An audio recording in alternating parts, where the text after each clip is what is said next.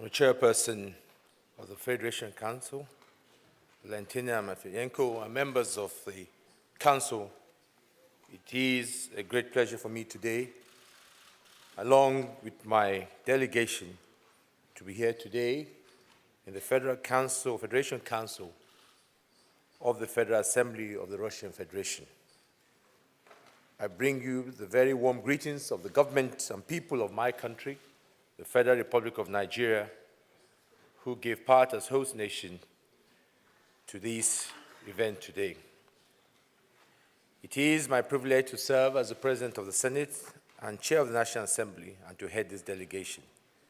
And it is for me a special privilege to address you, the distinguished lawmakers of the Russian Federation.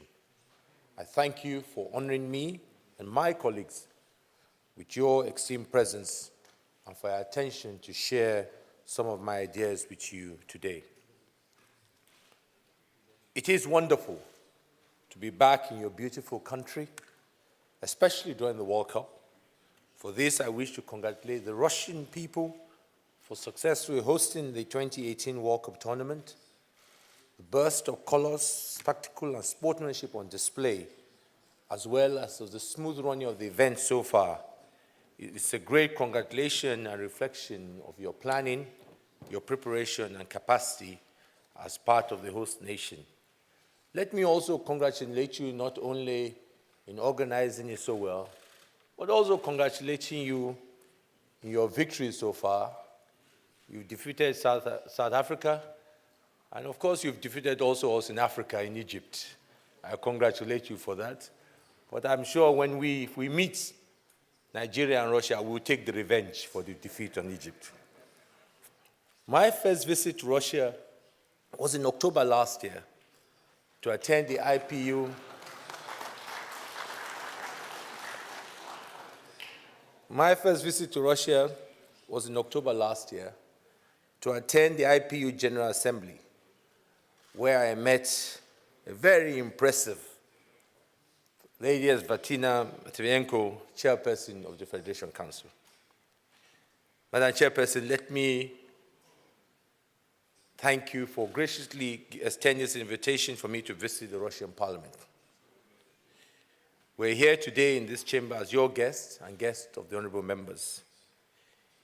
In being here today, you fulfilled your promise, and I thank you most sincerely for this kind gesture. You've always been somebody who says something and does it. You've repeated it yet again. I congratulate you for this. Let me also use this opportunity once again to congratulate you for hosting the most successful IPU General Assembly to date. I have every confidence that this will mark the beginning of a new phase of interparliamentary cooperation between our two nations, as well as a springboard for renewed vigor in Nigeria-Russia relationships in general. It is heartening to observe that over the years, we have cultivated and nurtured a relationship that has been mutually beneficial and serves as a fine example of true friendship.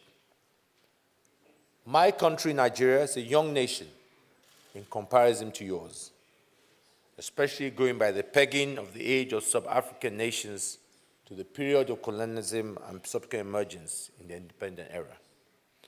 Modern Nigeria came into being in 1914, around the same time as the First World War was breaking out, and only a few short years before the Russian Revolution.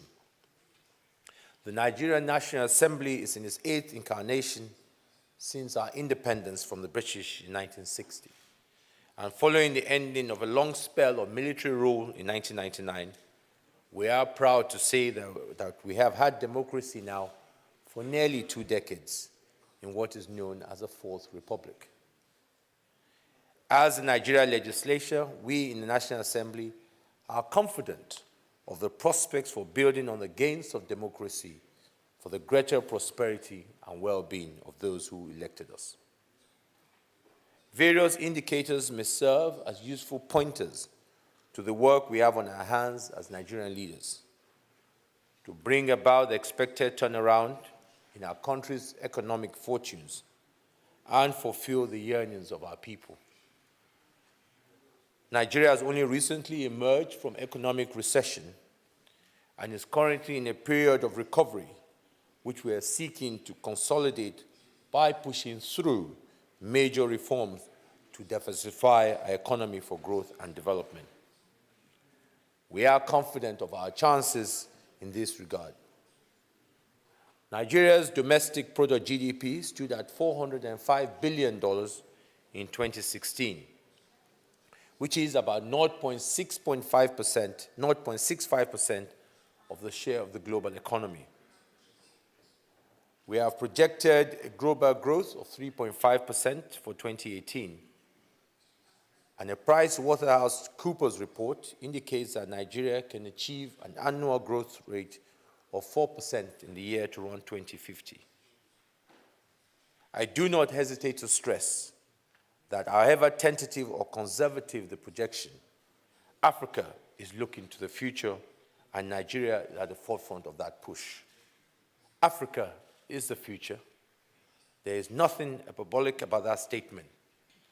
More than half of the countries with the highest annual growth rate are in our continent, and this has been the case since the year 2000. Household consumption in Africa is expected to double by 2030 to $2.5 trillion, and combined consumer and business spending will reach to $6.7 trillion in that same year.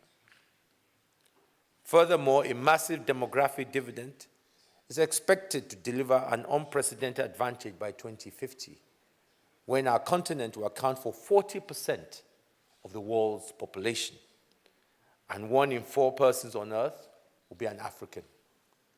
There is a lot of hope riding on what some are calling the African century.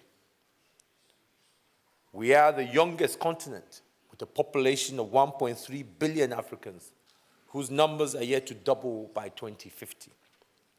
And more than half of them are going to be young people. The number of African youth expected to reach working age by 2035 will exceed that of the rest of the entire world combined.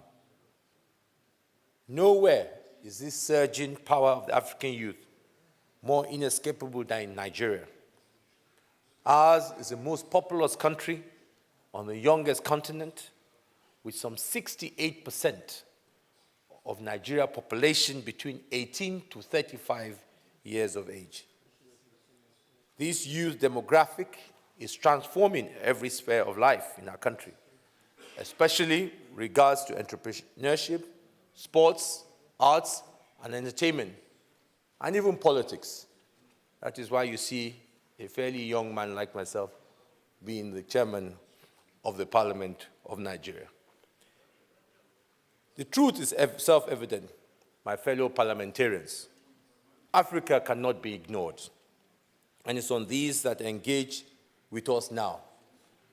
You must build links and deepen relationships so that we will be strong partners in the highly anticipated Africa future. Many have already looked to the horizon and are working to forge more meaningful links with African nations. I dare say this visit presents an opportunity not only for cementing the relationship between our two countries, also because Russia should not be left out on the economically significant Africa of the future. Fellow parliamentarians, as leader of the Nigeria delegation to your country, my interest is the interest of the Nigerian people, as yours is the interest of the people of Russia. We are living in a global village that is undergoing rapid change. The recalibration of the world and the various power blocks is happening right before our eyes. New trade partnerships are being struck, new diplomatic alliances being made, new frontiers being forged, and decisions made now will determine the direction of countries and people for years to come. We are optimistic about the future, and we're eager to renew old friendships with nations like Russia, while forging new partnership in the quest to boost trade and tackle some of the challenges of developing confronting our nation and indeed the whole of Africa.